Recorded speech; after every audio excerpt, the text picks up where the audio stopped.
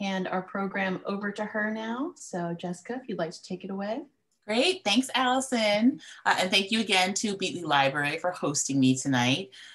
Just to get started with some logistics, this is going to be recorded. So we just want to make sure that everybody knows that. If you have any questions, we will be taking questions throughout the presentation. So Allison's going to be monitoring the chat for me because I cannot multitask and do the presentation and watch the chat simultaneously. My talents lie elsewhere. But if you have anything that pops up during the presentation, just pop it into the chat and Allison can let me know. And so we can get your questions answered right away. We will also have time at the end for questions if you want to wait until then. And if you would like a copy of tonight's slide presentation, there'll be a place where you can email. Allison will give you the email address at the end. It's the reflib@alexlibraryva.org. It's the same place where you signed up for the Zoom. But if you'd like a copy of these slides, I'm happy to share them. And you just need to send her your email address so that I can send those along to you. But thanks everyone for joining us tonight. So today we're going to go over some insurance basics. I'm going to talk a little bit about home and auto guidelines, what you should think about when you're looking into life insurance, something that some of you may be familiar with, umbrella insurance, how to make a plan for yourself, and then also, save some time at the end for questions. And just so you know, there was a disclaimer back when I gave the description for tonight's presentation. We don't have time to go through health insurance or disability insurance or long-term care insurance. Those are presentations in and of themselves. So we're basically just going to be covering property and income tonight. Just a little bit about me. I do see some familiar names out there in the audience. Welcome again. But my name is Jessica Medina. I am a licensed attorney, but I'm actually an accredited financial counselor. That's my primary gig. I practiced law here in the DC area for about 15 years between a firm and the Securities and Exchange Commission. And then I found my true calling of financial counseling, and that's what I've been doing and serving clients since 2018. And again, I am an attorney, so I constantly have to give disclaimers. I do not give investment advice. I do not give tax advice. I do not give insurance advice, but I can educate people about insurance and how it works. And I also don't give legal advice, not in this capacity. But let's just get started. So insurance is pretty confusing unless you're in the insurance industry. And sadly, sometimes it is actually created that way. One of the most important things that you want to remember when you are getting started on your road to try to figure out what kind of insurance you need is the fact that insurance agents are not fiduciaries by trade. So that just means that they don't need to look out for your best interest as their #1 priority. They actually have a duty to whatever insurance company that they work for.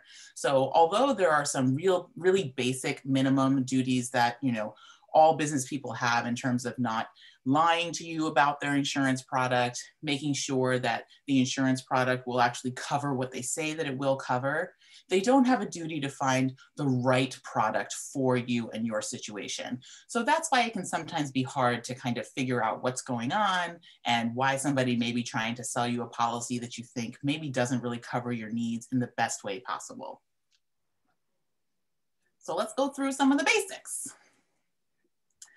At its base level, insurance is all about risk management. So we're trying to figure out, who's going to take on the risk that something bad may happen with respect to your income, with your property, with your possessions, any kind of financial loss that could come from some sort of damage or loss. And that could be caused by something that you do or something that somebody else does, right? Regardless of fault, you want to make sure that you can be made whole. So that's really what insurance is about. And, given the way the insurance industry works, because there are so many risks out there and there are so many potentials for loss out there, there's an insurance product for pretty much every type of loss you can think of, right? When the internet became a big thing, now cybersecurity insurance is something. As a solopreneur, as a business person, when I was looking for my business insurance, I was shocked to see all of the different types of business insurance that you may want to get now. They have cyber fraud insurance, they have sexual harassment insurance, they have all personal records insurance, all of these things that they may not have had 10 or 15 years ago, because the insurance industry is constantly responding to whatever kind of risks they think may be out there. But so it's just important to make sure that you understand what risks you are trying to cover yourself so that you can protect yourself and your family, and make sure that you're doing it in a way that you can actually afford. And one of the most important things that you want to remember, like with everything in the financial arena, especially certainly anything that I deal with, we always want to be checking back in with ourselves because our insurance needs will change over our lifetime. The makeup of our family will change. What kind of a home we live in will change. What kind of cars we drive will change. All of that, will change over time with our circumstances. And we want to make sure that we're checking back in with ourselves periodically to make sure that we have enough insurance to cover what we need, but also not too much insurance that is taking up money that could be used elsewhere. So again, right, risk management 101. What are the different ways that we can mitigate risk, right? So to lessen the risk that we have to take on ourselves. And basically there's 5 different ways that you can handle risk. There's risk avoidance, which basically just means that you are limiting your exposure to the risk in whatever form or fashion. So, not jumping out of airplanes is one way to avoid the risk of, dying from having jumped out of an airplane. Risk retention is, when you basically hold on to a part of the risk for yourself. So deductibles are a really great example of that. For anybody who already has an insurance policy, your deductible is the amount of money that you are first responsible for when something happens, and then everything above your deductible, usually your insurance company will cover. So you retain the risk that is, commensurate with the amount of your deductible. The next way to manage risk is through loss control. So controlling how frequently or how severe a loss may be. A really good example of that is with automobiles, there are all of these safety measures that they've put into place, right? Anti-lock brakes, anti-burglar alarms, backup cameras. There's all of these different types of safety systems that basically try to control the amount of loss that there would be in an automobile accident. And when you have those kinds of things in place, often you can get insurance at a cheaper rate because you've controlled part of the loss. So, insurance companies like that. The next way that you can manage your risk is by transferring it to someone else, right? So I always like to use the example, you can transfer it to an insurance company. My children have transferred all of their risk to me, right? Until my children are 17 years old. They have one more year where I have to be responsible for all of the risk that they could possibly cause, all of the losses that they could possibly cause in the world have actually been transferred to me as their parent. But when they reach, adult age, to the extent that they're not on any of my insurance policies, that risk will be transferred back to them. Another, obvious example of transferring risk is having it sit in the hands of an insurance company. A lot of us do that, especially for some of the larger risks. And then the last method is risk reduction. So that's where you want to reduce the risk that you're willing to take on to an acceptable level. And there are often, insurance policies that you have to cover a certain amount, even beyond the deductible that you are responsible for, but everything above that, the insurance company takes on. So that's just another method and another way to think about how you're going to manage risk in your life. At its core, we want to make sure that we are insuring ourselves for catastrophic losses. So the large loss principle basically says that you want to insure the risks that you cannot afford, right? Those are the catastrophic risks, and retain the risks that you can reasonably afford, because that's how you're going to most efficiently use money in the insurance landscape. So when you think about a catastrophic loss, right, something that you couldn't possibly pay to replace, or something that it would just cost so much money to make whole again, that's something you definitely want to have insurance for. And on the other side of the coin is those risks that you can probably afford to take on yourself.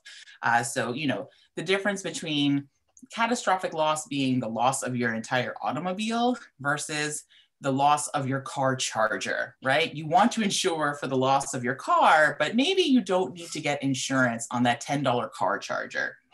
So that's the kind of thing that you want to be thinking about when you get offered those, warranties or, 2 years insurance on, some sort of, item that you bought, think about, well, okay, this is how much I'm going to pay for the insurance. How much would it cost me to replace the item entirely? Is that actually less money than I'm going to be paying for the insurance if I don't end up using it? That's kind of the framework that you want to apply when you're deciding whether or not you want insurance at all. And also the next step of, even if you get insurance, how much loss are you willing to shoulder yourself? Because as many of you probably know, the more loss that you're willing to take on yourself, the cheaper that insurance policy will be. So that's the framework that we want to apply when we're looking at all of these different types of insurance products. So the ones that we're going to talk about tonight deal primarily with property and income. So dealing with home insurance, and that would include, homeowners and renters insurance. We'll talk about auto insurance. We'll talk about life insurance, and then also umbrella insurance, which I didn't actually learn about until I went through my training to become an accredited financial counselor. And I have to tell you, it was like a lightning moment for me. I was like, oh my goodness, I need umbrella insurance. And it was so I have to share it with all of you. But these are what you're going to want to take a look at and, create some sort of patchwork of products that you have to protect yourself and your family. So we're going to dive into home insurance. And Allison will let me know if anything pops up in the chat. I don't see any bubbles yet, so I think we're okay. No questions about risk management. It's so fascinating, right? No, this is like my bread and butter. I love this stuff. So for home insurance, at its core, home insurance basically combines two different types of coverage: liability and property coverage. So, and it covers it for both, if you own your home or if you get, renter's insurance, which is also a very good idea. Property coverage is going to cover any damage inside of your home, any damage to any personal property inside of your home, and any expenses that happen if you lose access to your home. So for example, there are many homeowners policies that will cover food in your fridge if you lose power through no fault of your own. So, you want to look out for policies that have those kinds of elements. And then liability, that covers any loss that anyone suffers when they're in your home, or if you are at fault for harming somebody. So it's really important to have good homeowners insurance. Number one, if someone gets hurt inside their home, or if you're at fault for hurting somebody while they're on your property. And like I said, the different types of home insurance that you want to think about. Homeowners is for, anybody who owns their home or has a mortgage, and they're usually pretty comprehensive policies. But renter's insurance is also very powerful and also very helpful, because a lot of people, may get into an apartment and not think that they need to insure either the dwelling or their stuff, but it can be really, really helpful if anything ever happens. And there are other types of home insurance that you can add, different riders that you can add on if you're in a flood zone, or earthquake insurance. All of those things really have to do with your property, but we don't really have time to get into all of that kind of stuff today. But they really are still all meant to cover property and liability. So thinking about, okay, so like how much home insurance do I actually need? Standard homeowners policies provide for $300,000 of personal liability coverage. This does vary from state to state, so you'll want to check your policy, of course, but this is pretty standard for your typical homeowners policy. It should also include $1,000 of no-fault medical expense coverage. So if someone gets hurt inside of your home, that means that $1,000 of their doctor's bills would be covered. And $500 of no-fault property coverage. So, it's not very much in terms of property damage, right? So when you're thinking about, well, how much homeowners insurance do I really need? You want to determine, okay, is there a way that maybe I could pay a higher premium for more coverage, right? Because we just talked about, wow, $1,000 of medical expenses. I mean, I don't know if you guys have been to the doctor lately, but that might not cover very much if somebody actually gets hurt. And property coverage in terms of, $500, that's not very much at all. But if you can afford to pay some higher premiums to buy more coverage, bust that personal liability coverage up to $500,000, bring the no-fault property coverage up, to really protect your property, then you'll be able to get more coverage to cover the losses in those areas. And right, these are places these could be in the category of catastrophic losses. So we really do want to make sure that we are insured in a way that would actually protect us and would make us whole if there is a loss. In terms of the stuff that's like inside your home, right, separate from the dwelling itself, homeowners policies also typically will just set a limit for how much they cover of what is inside of your home without you having to kind of list out everything on an itinerary. And it's set to about 50 to 70% of your home's value.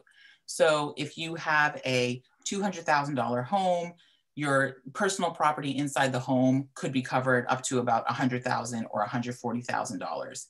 If you believe that you have possessions inside your home well above that 50 to 70% of your home's value, that's when you want to start doing an itemized list. If you have very expensive jewelry or artwork or sports memorabilia, anything that really would go well beyond 50% of your home's value, you do want to think about doing an itemized list with your insurance agent so that you can get coverage for those specific items up to their actual value.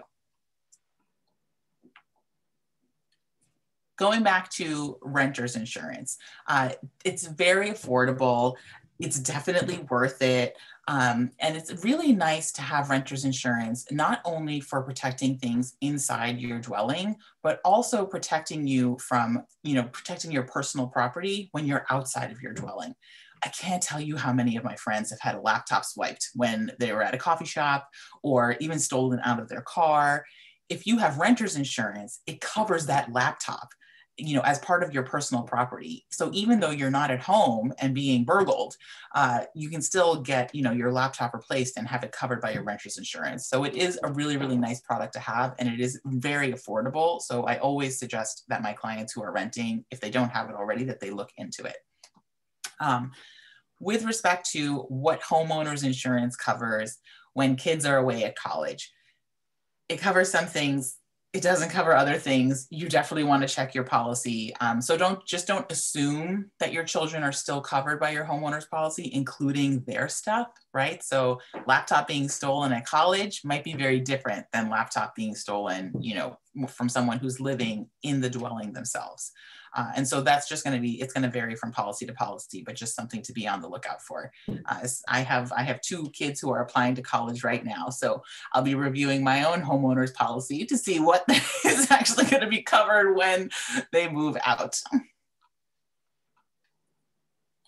Before we get to car insurance, I did see a couple of things pop up, and I just wanted to make sure if there were any questions that we wanted to cover now. Yes, there are a couple. One is, how do you suggest valuing these extra items? Is that laptop theft outside the home for homeowners insurance as well? Oh, so in terms of the laptop, should, if it's your personal laptop, it would be covered by your homeowner's insurance policy, even if you are, out at a cafe or something. And when you're talking about, well, how much of the laptop will be covered, that will vary from policy to policy, whether they have, whether their policy says that they're going to replace the current value, meaning if it's like a 5-year-old laptop, then they're only going to give you $500 for it, or if they're going to give you something that is going to be comparable, in use. And so you had a working laptop and you get to get, something that is comparable from today's laptops. And in terms of whether you need more home insurance, to cover something like that, probably not. When you're looking at getting additional home insurance for particular items in your home, they really do need to be something that would bump you up above the 50% of your home value. So if you happen to live in perhaps a very old home that, isn't valued very much, but you have very, very nice things inside, then yes, you will be somebody who wants to itemize. But typically, they actually do a pretty good job of setting the value. It's unlikely that people have, stuff inside their home that is worth more than half to 70% of the value of their home. But you just need to think through, what kind of stuff do you have?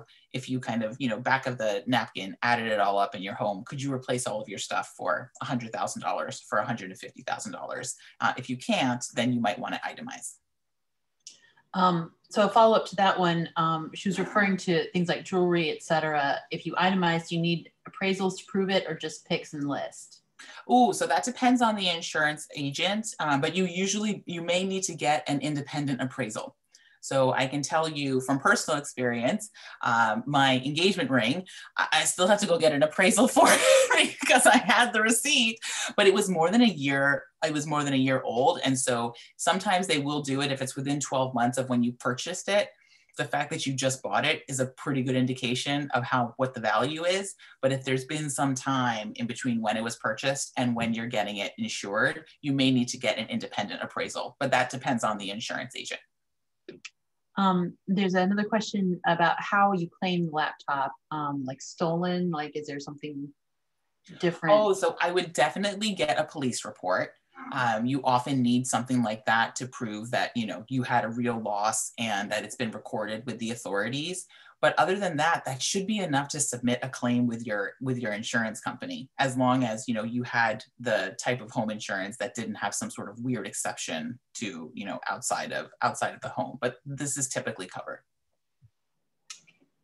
And another question, what happens if a tree on your yard falls onto your neighbor's roof? My insurance or their insurance? Oh my goodness. Oh, I feel like these are the math problems from if a train leaves Chicago, when does it arrive in LA? So a tree where the roots are in your neighbor yard.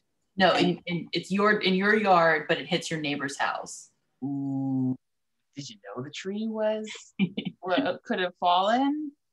So now I feel like I'm picking my lawyer brain about less of the insurance. That is a really fun and great question, and I cannot give you an accurate answer because I'm really not sure.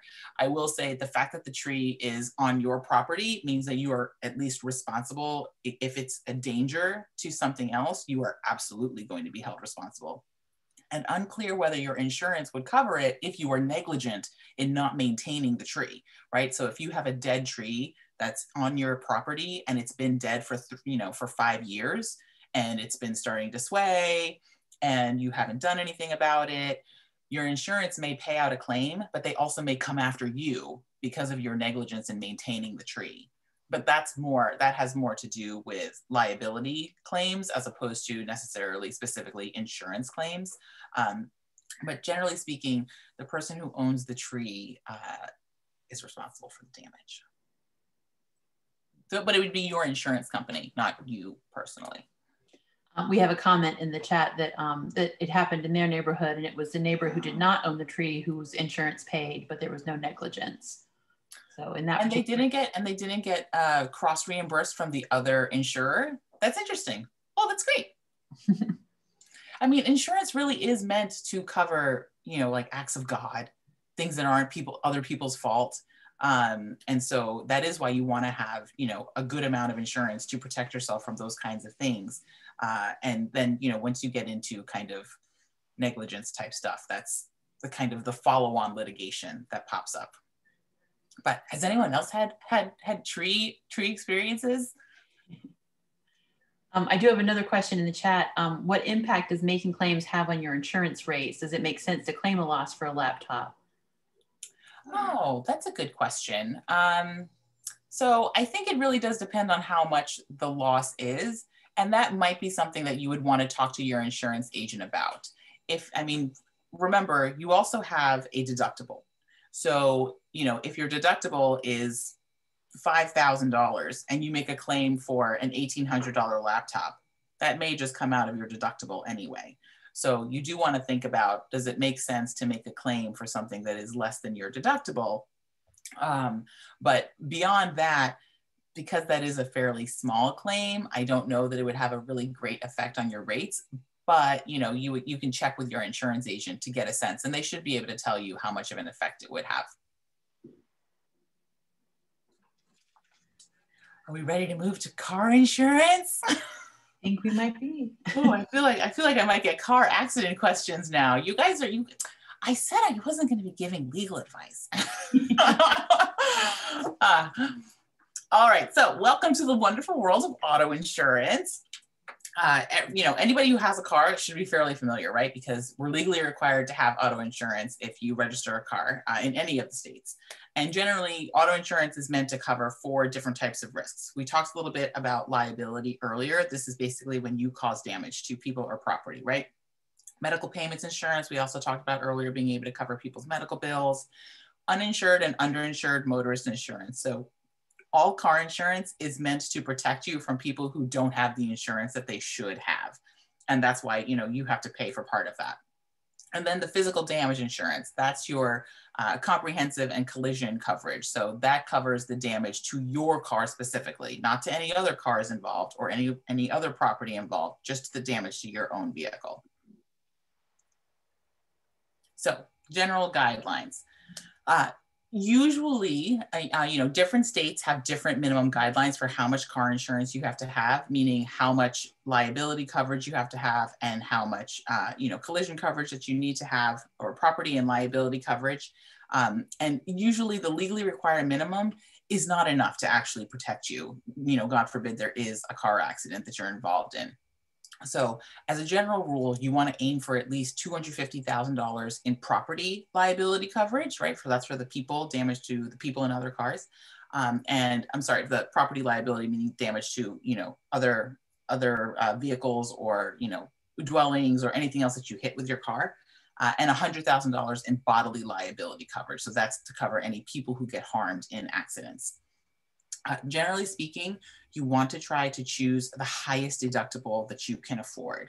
Remember, we were talking earlier about the different ways to manage risk.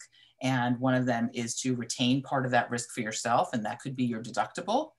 You want to figure out, okay, how much could I really afford to pay out if there were an accident of some sort? This can make a huge difference in how much your monthly premiums are. So, you know, having an insurance policy where you only have a $500 deductible, you could have premiums that are in the hundreds on a monthly basis. If you were to go up, you know, to $2,000, $2,500, maybe even $5,000 as a deductible, your monthly premiums could drop considerably. And that could save you money over the long run in terms of the monthly cost of your car insurance. So again, like we said in the beginning, you want to think about what kind of risk you can reasonably afford, because it will free up money that you can use for other financial goals, right? You can pay a lot to have a low car insurance deductible, but you may never use it. And that's just money going out the door every month, as opposed to having a savings account that's dedicated to your car insurance deductible that's ready to go whenever you need it. And then you get those lower premiums on a month-by-month basis, and you can use that extra cash flow for other goals that you may have. Another fun tip to save money on car insurance: if your car is over 10 years old or less than $3,000, you should consider dropping collision altogether, right? So collision coverage covers damage to your vehicle. And it's very expensive to have collision coverage because insurance companies don't like having to replace cars, even old cars. So when you drop the collision coverage, granted, nobody's going to pay to replace your car if something happens to it. But if it's only worth $3,000, then that might be money that you want to have just sitting in the savings account, as opposed to going to the insurance company every month in the form of higher premiums. So just another example of how you can really lower your monthly premiums, but still have, you know, all of the protection that you need for the risks that you're not willing to take on, because you've saved money for the risks that you are willing to take on. We do have a question in the chat. Does my auto insurance policy cover me when I rent a car? It should. I would check with your specific policy, but generally they should cover you when you're renting a car. However, you sometimes need to make sure that you waive the insurance offered by the rental company. So if you sign on, if like when you go to rent the car and you say, oh yeah, okay, I'll take your car insurance, it won't double up. Your car insurance will be canceled out. But that's certainly something you want to check with your specific policy to see if it extends out to your rentals. Credit cards, some credit cards, especially travel cards, also have car rental insurance. So if you have one of those, travel cards that does have a lot of those types of benefits, you can often refuse the car insurance, the car rental insurance, and your credit card will actually include car rental insurance as part of your perks and benefits. So that's also something to look into as long as you're using, that card to do the rental. Oh, life insurance. Oh, this is such a big thing. And I think it can be so confusing for people because there are so many different products. But let's at least get the basics down so you guys have a pretty good framework for how to just approach life insurance in general. At its base, the purpose of life insurance is to replace your income or whatever financial support you would have given to people in your life, with your passing. So generally speaking, if your life follows, right, that typical traditional trajectory, in early adulthood, you're probably not supporting anyone financially other than yourself. And so if something were to happen to you, well, you no longer have to support yourself and you weren't supporting anyone else. So there probably isn't a great need for a large amount of life insurance. In your middle years, you may have little ones at home, you may have parents that you're also helping support. And that's where you really do want to make sure that you have enough life insurance to cover all of the support that you would have given to all of those folks over the course of their lifetimes, right? Not just the course of your lifetime, but the course of their lifetimes, because you're no longer there to help them out. So that can be a time in your life where you do really want to ramp up the consideration of life insurance and how much you're carrying for yourself. In the golden years, the hope is, number one, that you have done all of the supporting. You are now, back to a state where you're just kind of supporting yourself, hopefully, if all of the financial planning has been done, right? And you've met with your financial counselor earlier in life and have all of your plans in place. But also, by the time that you get toward, the later years in your life, the hope is also that you may have enough assets that you are what we call self-insured. You have enough assets in your nest egg or, in whatever money and home and property that you're maintaining, that if something were to happen to you, your estate would be able to support whoever it is that you may be supporting now. And so in those years, just like in early adulthood, you may not have a very great need for life insurance. But this is, of course, something that you want to be reevaluating at all of the different life transitions. Because as with anything financially related, it's only half about the numbers. The other half is about all of the emotions and feelings that go with it and where you are in your life. And, life insurance is not meant to be static. It is meant to change and grow with your circumstances. So it's important to check back in with yourself, especially when you have any big life changes, like bringing a partner into your life or children, or if something happens with, older relatives you need to take care of. All of those things call for a reevaluation of life insurance. In terms of, there are the different types of life insurance. Number one, I am not a licensed insurance agent. So I am not qualified to walk you through all of the ins and outs of whole life, universal life, variable life, all of the different types of life insurance products that are out there. And believe me, there are some very exotic products out there.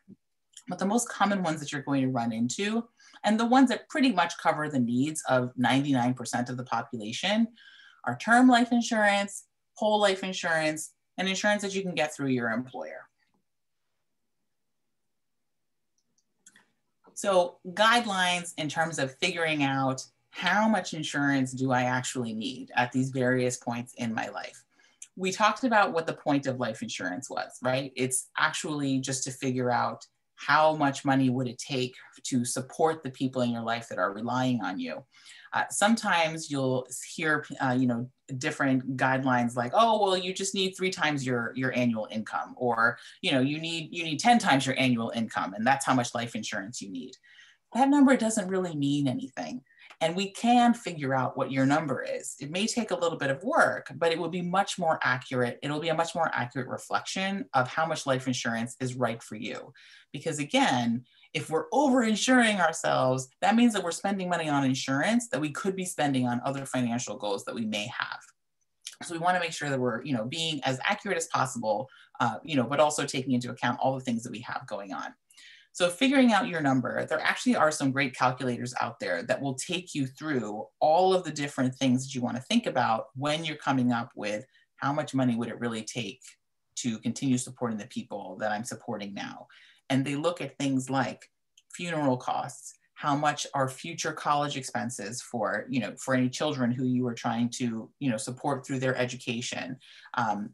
How much, what is your annual income and what is being spent on, people who you're supporting right now. That's the kind of analysis that you want to do when you're looking at life insurance. You don't just want to do a back of the hand, calculation, because unlike with home insurance, where they do a back of the napkin, 50 to 70% should cover all your personal property, that's usually pretty true. With life insurance, every situation is very unique. And so you do want to go through that exercise just so you have a sense of what your number is. Also, with respect to stay-at-home parents, because they provide invaluable services to their families, it's important that they have life insurance too, because it would be very difficult to replace what they're providing in the family, especially after their passing, without having some sort of financial detriment to the rest of the family. So it's often a very good idea to at least have some life insurance for even stay-at-home parents. Although they're not bringing in income and they're not supporting people financially, they are providing supportive services that would be hard to replace if something were to happen to them. So that's also something you want to think about. And like I said earlier, one day you may be self-insured, and that's the magical day where you don't actually need life insurance anymore, right? If no one's depending on you and your estate can take care of itself and can take care of whatever, charitable donations or whatever additional financial obligations you think would need to be satisfied upon your death, that means that you're self-insured and you no longer need life insurance. So you certainly don't need to be paying for it.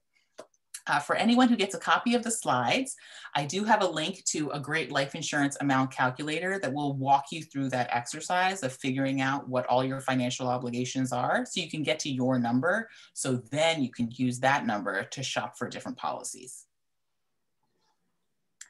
So the different types of policies that affect 99% of the people that are going to be looking for life insurance. Many of you have probably heard of term life insurance. This is, a really nice, convenient product. It's very affordable for most people. And it basically is exactly how it sounds. You buy a certain amount of insurance for a certain term of time. And at the end of that term, it expires and it goes away. And you need to get more at the end. So often you can renew it, and there might be another, there might be more questions. There might be a bit of a medical exam as you get older. But term life insurance is often a really good option for people just because it's so affordable and it serves one purpose. It's just there in case something happens to you. That's the only point that it has. It doesn't do anything else fancy. And because of that, it can be, much less expensive than some of the other life insurance products that are out there. Some of the other more exotic products that you may have heard of is whole life insurance. Whole life insurance is absolutely more expensive than term. And part of the reason why is because it doesn't expire.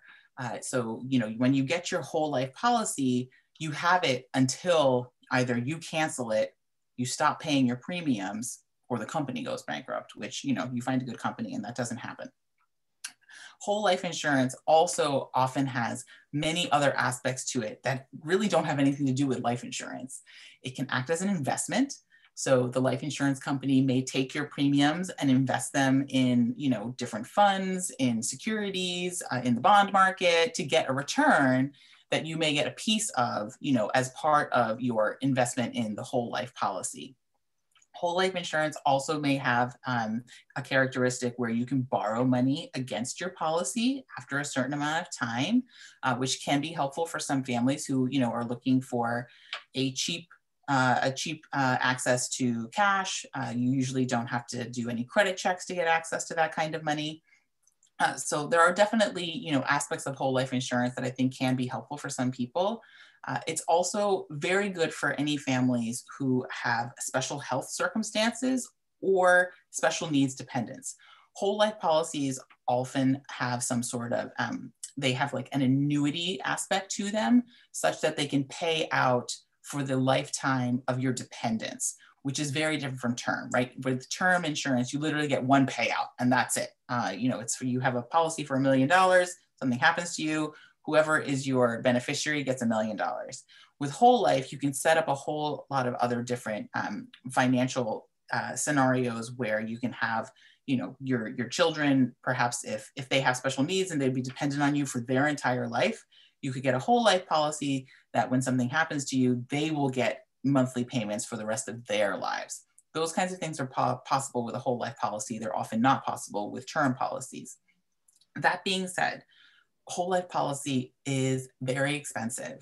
And in most circumstances, it often does not have the same return in terms of, you know, growth in investments that you can get from other types of investing, whether that be real estate or investing in the stock market on your own through your retirement funds, all of these other different financial vehicles that you can use if you're really looking for growth and returns on your investment. But I will say, I have to give full disclosure, I have a whole life policy. I got one when my children were born, but part of the reason why I got one was because I had very special health circumstances, and I didn't want an insurance company to ask me any medical questions ever about, you know, my health history, because I knew that I wouldn't be able to qualify. So I was young enough. There was no questions about my health, and I bought a policy that nobody could ever take away from me. And I'm really, really glad that I still have it. Because once I left my full-time job, I was uninsurable.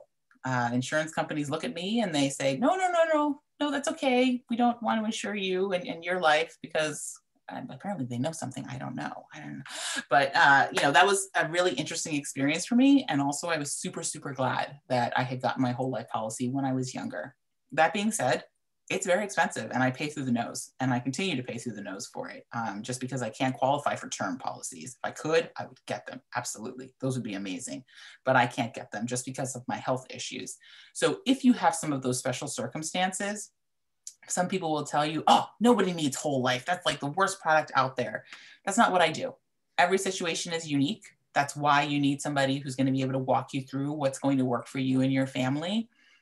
9 times out of 10, term is a better deal for you, but there are definitely circumstances where whole life makes sense.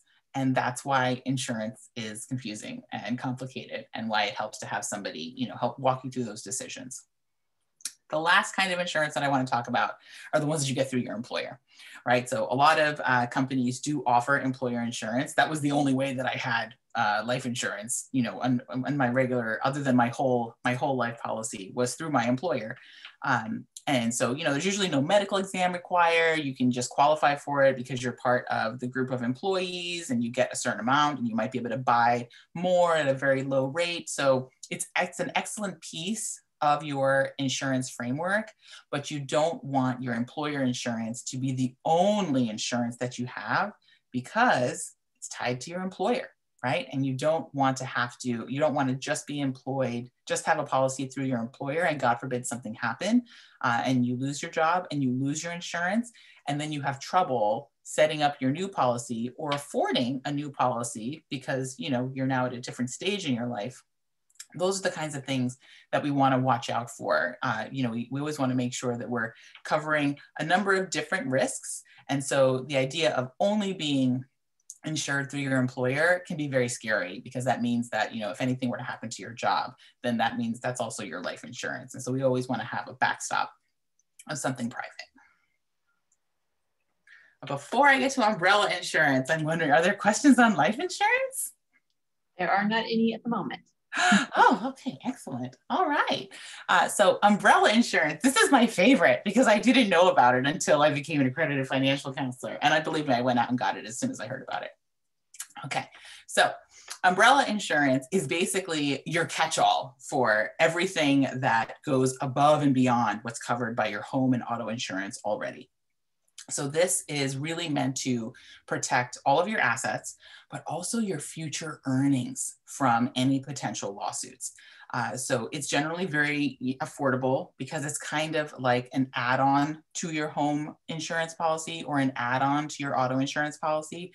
You cannot get a standalone umbrella policy. It really is meant to cover, you know, okay, oh, all right, my home insurance covers up to this much, and then my umbrella is that extra buffer on top of additional coverage. but it protects basically against any liability that you have. So if you mess up doing anything anywhere, if you're in a car accident with a heart surgeon and something happens to the heart surgeon and they can't be a heart surgeon anymore, your car insurance probably isn't going to be sufficient to cover the damages related to that heart surgeon's future wages. But they can come after you because you're responsible for those losses. So having an umbrella policy protects you, above and beyond what your car insurance normally would in that kind of a scenario. Same thing for if something happens in your home, if somebody gets injured, you're having a party or something like that. So umbrella insurance is a really important last piece of the puzzle. $1 million is pretty typical, like a general guideline for people. It's basically $1 million on top of whatever your other insurance policies already cover. But you also want to think about what is your net worth, right?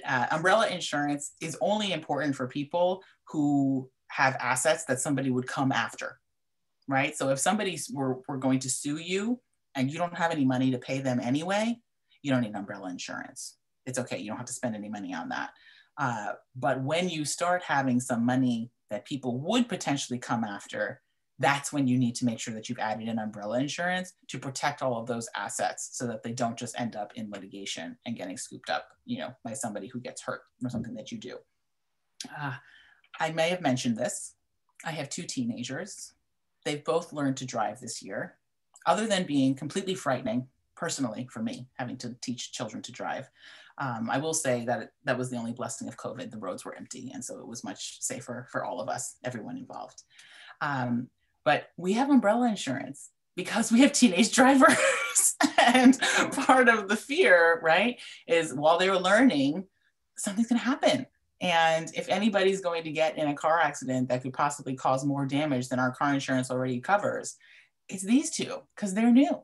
And so, it covers them because they're part of our home, they're part of our umbrella policy, and it just lets me sleep better at night, knowing that, if something were to happen, we have a whole another line of coverage ready to come in and, pick up the baton right where our home or our auto insurance leaves off. We do have a question. Could you just put everything in a trust and skip the umbrella insurance? Oh, put everything in a trust. That's a legal question. I actually can't speak to what kind of protections a trust could give you vis-a-vis umbrella insurance. If your assets are in a trust, you know what? It's a really good question. I don't know if you are held personally liable and you have any connection to that trust, whether somebody could try to pierce through to get to the assets. I'm just thinking creatively as with an attorney brain right now, but I don't know if that's true. I will say umbrella insurance is really, really affordable and really easy to tack on to your existing policies. So, of course, like with anything, you're going to shop around, but it shouldn't be more than, a couple of $100s a year to get in the million to multi-million dollar coverage of umbrella insurance.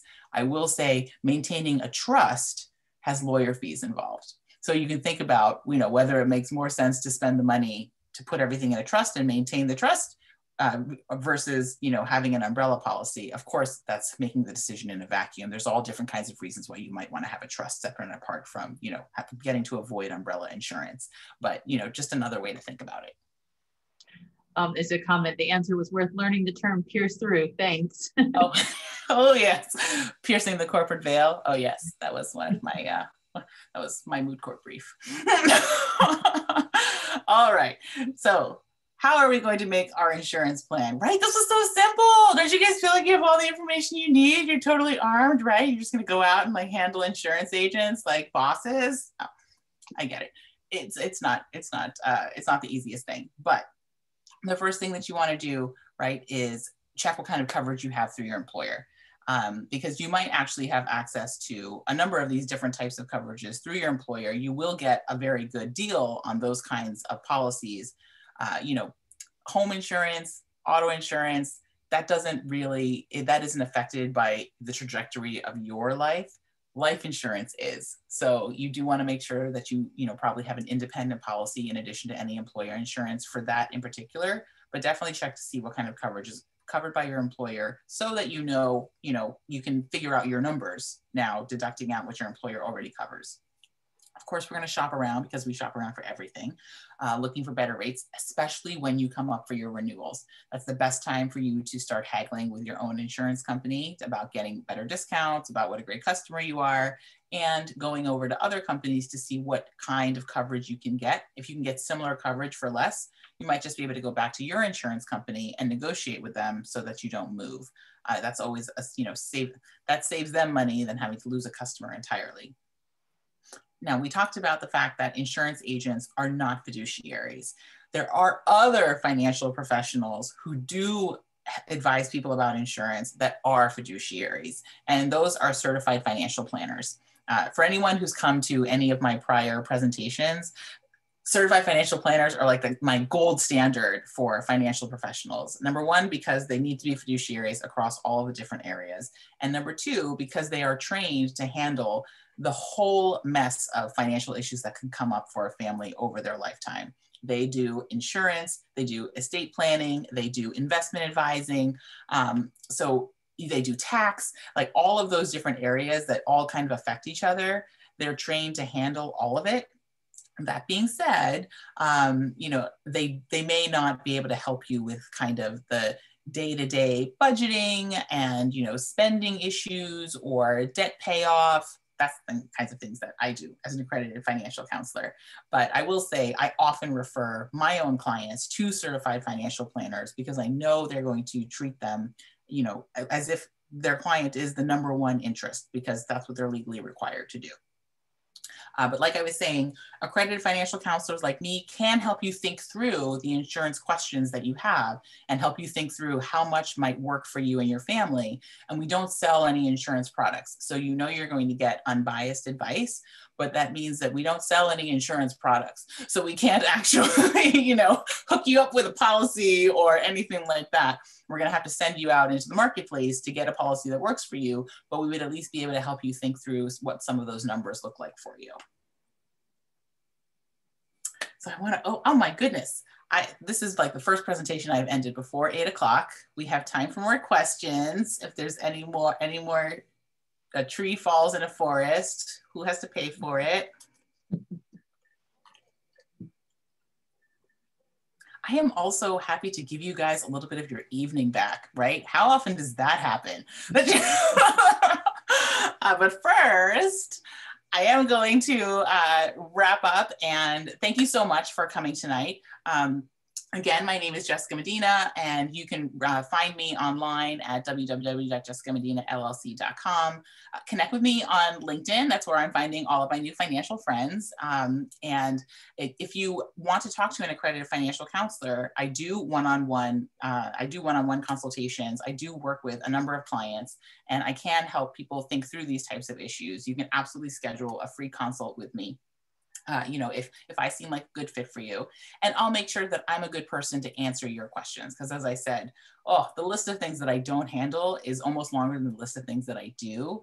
But the list of things that I do handle, I handle really well. So if I can help you, it's great to see if we'd be a good fit. But let me turn it over to Allison for updates on the library. Okay, so I'm gonna see if I can share my screen to show you guys. Let me stop share. Some of the things that are going on at the library. So let's see. Share screen. Good. Okay, so I just wanted to thank everyone again for coming to the program tonight. The library is open to the public now. If you see at the top of the website here, our hours have changed. You can click on that to learn more about what is required coming to the library now. The hours at each location, we are working at reduced hours. Our website is alexlibraryva.org, so you can find out more information there. All of our programs are currently online and virtual. So let me show you, if you go to our page, alexlibraryva.org/virtual, you can see the programs that are currently going on in the library, a lot for kids, a lot for adults. We also have recordings of programs on our YouTube channel. This will be put on our YouTube channel, and there are also other programs that Jessica has presented for us that are currently on our YouTube channel if you'd like to visit any of those. We do also offer a lot of online resources. If you're not comfortable coming to the library yet, you can still get ebooks and e-audiobooks and do research and download music and take online classes, all with your library card. As we mentioned earlier, if you would like a copy of the slides from tonight's program, you can email the Ask a Librarian email address, which is reflib, as in reference librarian, at alexlibraryva.org. Regarding that email address in the chat in case anyone is watching the chat, so that you'll have it in there. And regarding our virtual programs, this Zoom account is sponsored by the Friends of Beatley Library. The Friends of Beatley Library have been unable to have their book sales because of COVID. So if you are interested, you can visit their website, beatleyfriends.org. If you would like to join or support in some way, we would appreciate it. They do a lot for us for programming and for buying materials.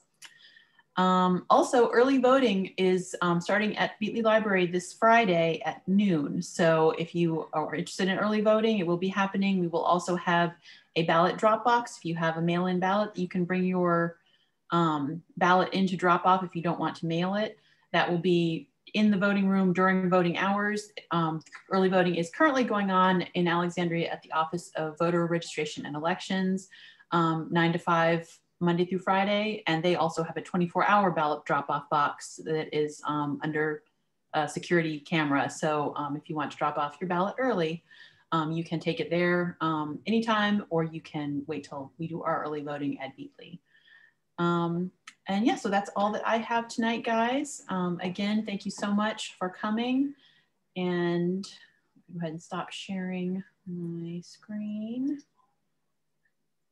Okay, all right. So yeah, thanks again, everyone. And we hope to see you at a future meeting. Thanks, everyone. Have a great night.